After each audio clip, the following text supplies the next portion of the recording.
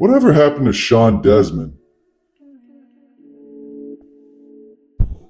Chances are that if you're from Canada and you're over the age of 25, you've probably bobbed your head to one of Shawn Desman's hit songs in the past. Chances are much higher, however, that if you're from the US or elsewhere, you haven't heard of the name Shawn Desman before today. Allow me to explain. In many ways, Shawn was like your typical Portuguese kid growing up in a suburban Ontario neighborhood, but there was nothing typical about his path to fame. He released 4 Portuguese albums from the ages of 9 to 16. He signed a record deal with a major Canadian label by the time he was 18, and he released his first mainstream album in 2002. Remember that date. That album achieved gold certification and had 3 top 10 singles in Canada. He then followed up with his sophomore album in 2005, and then his third album in 2010, which had 1 gold single and 2 platinum singles.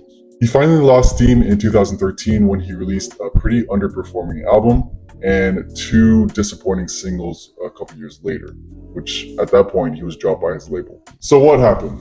Well, I think to understand his rise and his fall, we have to go back to the Juno Awards before Shawn even became a star. The Junos are Canada's equivalent to the Grammy Awards, and they're actually a pretty big step for Canadian artists who want to go on that path to international success. In 1996 and 1997 alone, some of the performers included Alanis Morissette, Jan Arden, Celine Dion, Our Lady Peace, and yes, even Moist. I'm sure you noticed there's not that many hip-hop artists on that list, right?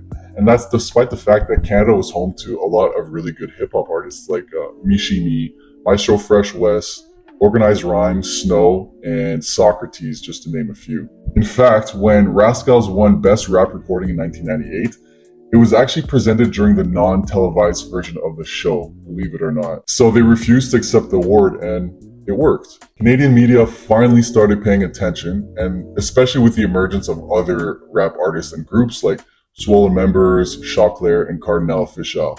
That led to a rise in urban music stations in Canada, starting with Toronto's Flow 93.5, and then with Vancouver's The Beat 94.5 in early 2002. Now think back to earlier when I told you to remember that date, 2002. That's the same year that Shawn Desman dropped his debut album. So these new radio stations, who by law in Canada have to devote 35% of their airplay to Canadian content, they started spinning this kid's records on repeat, and then the gold and platinum singles just started piling up. But, and this is a big old but, Canadian labels, this was a new avenue for them, so to speak, and they didn't have the capital or the knowledge on how to manage hip-hop artists. Not only did this prevent artists from breaking through the country's barriers, but it also led to Shawn's demise when, for some unknown reason, his label decided to ask him to produce edgier music rather than the fun dance pop hits that his fan base grew to love. That kind of mismanagement just prevailed for years in Canada, and artists really struggled to make an imprint internationally. It genuinely took a generational artist who could rap, sing, and market himself essentially to really break through that barriers for himself and for everyone else after him.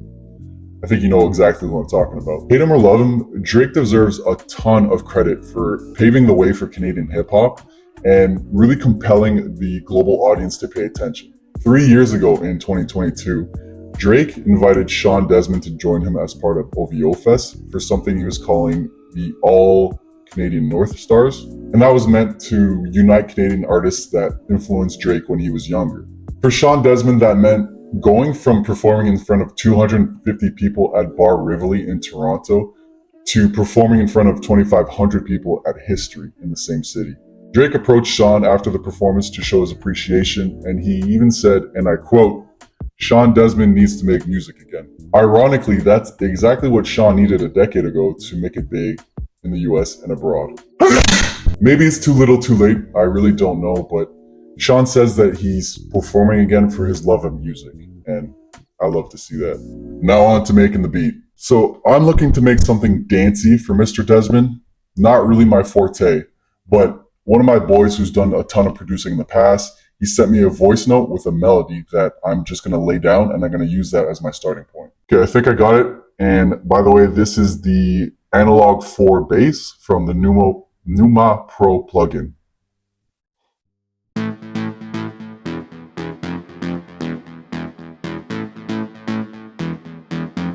I really like the built-in delay that this preset has.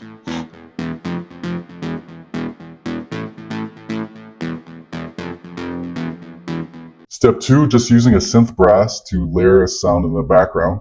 And it's the exact same melody, but with added notes here and there to add a little bit more flair.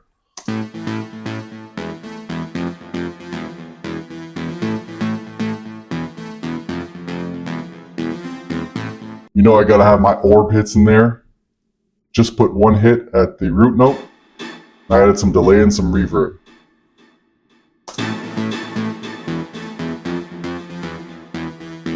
Really hear that ping pong in the delay if you have headphones in. In my head, I was just hearing like a repetitive stab of a synth. So that's exactly what I did at the root note. And I also added 2 octave copies to make it sound more full.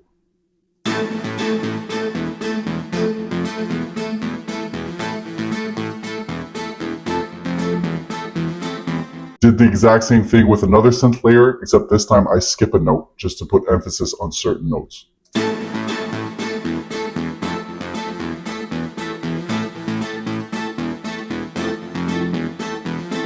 This is a dance beat, so the drums are going to be pretty standard. I have a open hat on every measure and a kick on every measure. So it's really going to be like boom, bap, boom, bap, boom, bap throughout the entire beat, but it's catchy. Watch.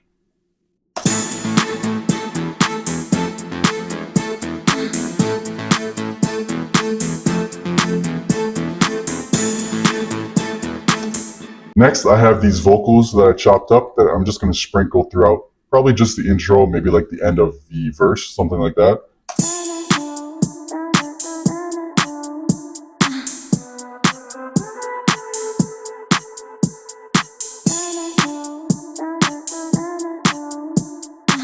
I don't know if you noticed this when you're listening to the beat, but despite all the layers that I threw on, the bass frequencies were still a little bit thin. So I pulled up a sub bass and just put a basic root note pattern for the bass.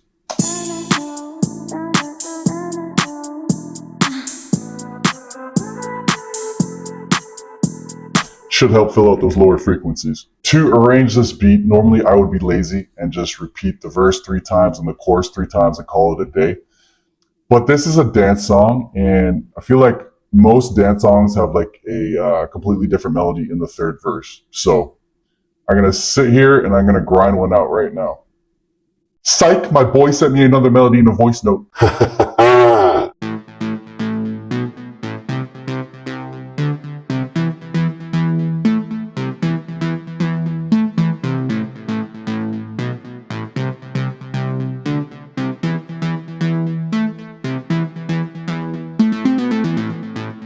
Same plugin, same preset, just different melody. Sounds really cool, doesn't it? Yes, it does. Shut up. One last thing to notice before I wrap this up and I play the finalized beat is that on this extended note over here, I went ahead and added a little bit of pitch bend. So I actually have a pitch bend knob. Is it joystick? Knob. Let's call it a knob. I like knobs. I have a pitch bend knob on my MIDI controller, but you can do it you can automate it just like anything else. Wow, what is wrong with my English? You can just go to track and you go to pitch bend and it'll pop up. And then you can play around with it with the pencil tool right here and see what you like. So hold on, let me mute everything else and I'll show you what it sounds like. It's a subtle difference, but you know what I mean? Thanks for watching, everybody. Enjoy the beat, and I'll see you next week for another episode of How to Make Beats for Free. Peace out.